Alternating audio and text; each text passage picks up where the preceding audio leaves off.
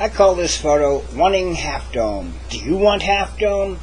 Well, there's a lot of half dome videos on here, but this one's different. This isn't a video about half dome. This is how to get your half dome permit.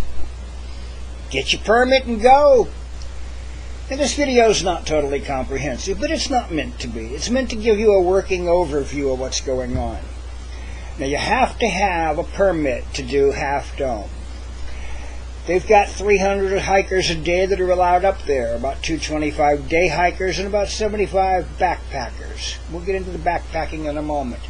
Now, if you want to do it in a day hike, let me warn you in advance, this is not easy. It's 17 miles with 5,000 foot elevation gain, and you're starting at 4,000, so you top out about 9,000.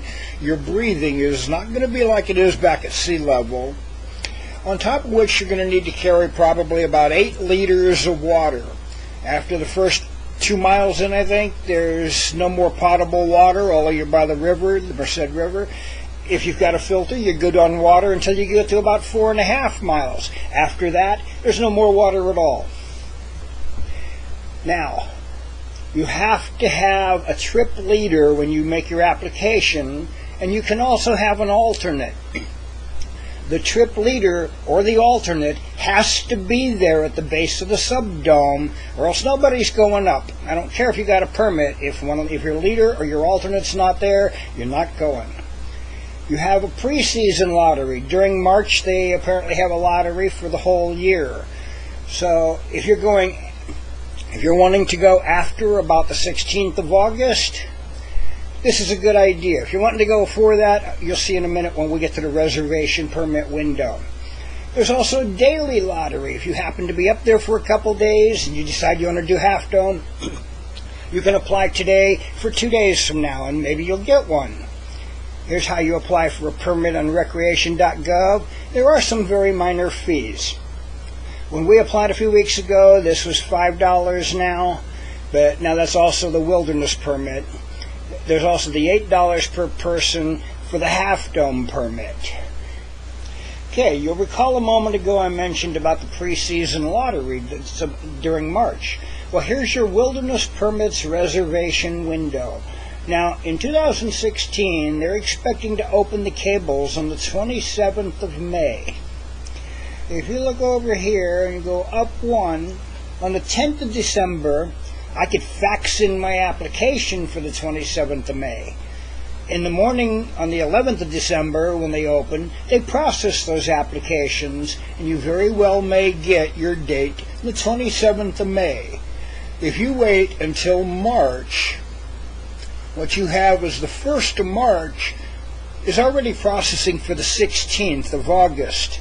Well, now, that means that all of those earlier windows may already be used up and gone. Okay, let's discuss the wilderness trailheads. Now, most of the pages on the National Park Service website, way down in the bottom left corner, if you scroll down, it'll say maps. This is not that map. This is the trailheads map. When I tried to do half dome on one day, I started here at trailhead number 1. I came in here and up to here, and I got someplace along in here and gave up and went back. It was too much for one day. When we went last year for the 3 days, we started here at trailhead number 1. We hiked into Little Yosemite Valley and set up our tent and kicked back for the afternoon. Next morning we went and did half dome. We got up here like 10:30 in the morning. And we went on back. We kicked back again for the afternoon. You're in the wilderness. You kick back and relax a little. And then we come out that third morning and came home. Now 6 weeks later, we came out Tioga Pass Road here to number 19 at Tenaya Lake. And we parked here and we came in here and we did Clouds Rest.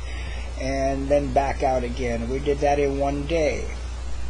Now, I'm going to tell you more in a minute about why these trailheads are important. But for right now, let's get on to the next step. Here's the Wilderness Permit Reservation Form. Now, here's the application for your wilderness permit. First off, you do have choices to make. Maybe you'll change the dates that you're coming in and out, or maybe you'll change the trailheads you're coming out, like coming in and out at Tenaya Lake or coming in and out from the valley. Here's the important part. I'd like to walk to Half Dome. This is $8 per person extra. Yes. How many people? If Half Dome permits are not available, please do not process this request. You have to fill out your trip leader information. Make sure to include your email. There's a reason for that. When you fill out your credit card stuff, then you print this out, you sign it, and you fax it to this number. But now you fax it in today. For tomorrow morning they process it, and tomorrow by about noon or so you will probably have an email telling you whether or not you got your permit. If you don't get your permit, then by tomorrow afternoon you can turn around and have a new application printed out so that you can apply for the following day. Well, that gives you a pretty comprehensive view of how to go about the permit process. I'm going to include all the links to the different pages I showed you down below the movie here. However, here's one more thing. This is a very important video to watch. Rick Deutsch here, they call him Mr. Half Dome. Now, he's done, 40 trips up and down Half Dome. He's been doing it many, many years. Anyways, this is definitely a video that you want to watch because he turns around and he does it all. He goes up and then he tells you all about what you need to know to make this work.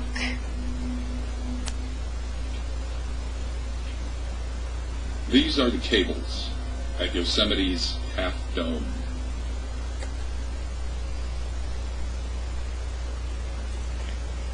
And to finish this off, we're going to take a look at Half Dome with Doug and Joe. Oh my God.